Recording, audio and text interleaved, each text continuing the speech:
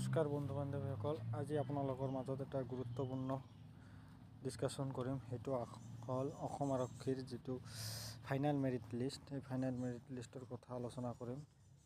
ইতিমধ্যে আপোনালোকে গমেই পাইছে, মামাই এটা ফেচবুক লাইভৰ জৰিয়তে আগবঢ়াইছে যে অসম আৰক্ষীৰ কেতিয়া ফাইনেল মেৰিট লিষ্ট দিব। আৰু কামাণ্ডৰো যিহেতু আপোনালোকে দেখিব পাইছে, কামাণ্ডৰো এটা ন'টিছ আহিছে। সেয়ে SLPRB খুলি আপোনালোকক দেখাই দি আছোঁ মই।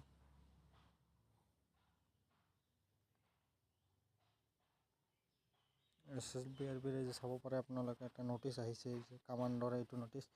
আৰু শীঘ্ৰেই, বেছি দিন নাই আৰু মোটামুটি আপোনালোকে জুন মাহত শেষত যদিও নাপায়, আপোনালোকে জুলাই মাহৰ শেষৰ পিনে অসম আৰক্ষীৰ যিটো ফাইনেল ৰিজাল্ট সেইটো পাই যাব আপোনালোকে। আৰু অলপ কেইদিনমান ধৈৰ্য ধৰক, আপোনালোকে পাই যাব।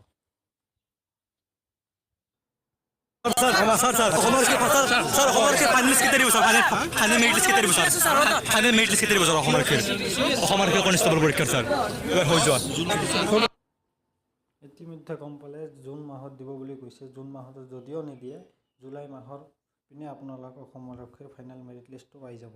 এয়ে আছিল আপোনালোকৰ মাজত সম্পূৰ্ণ ভিডিঅ'টো। ধন্যবাদ।